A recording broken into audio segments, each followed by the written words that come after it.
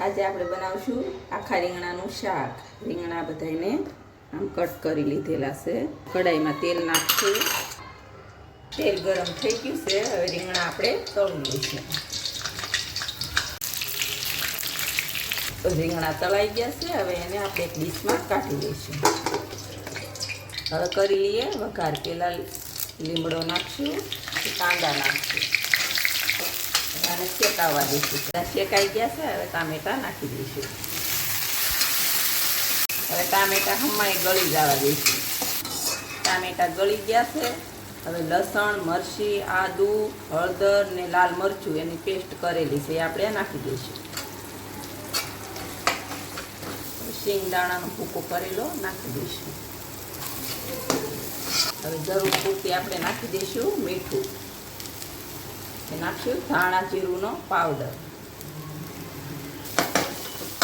ચાલો થઈ ગયો તૈયાર। હવે નાખી દઈશું પાણી।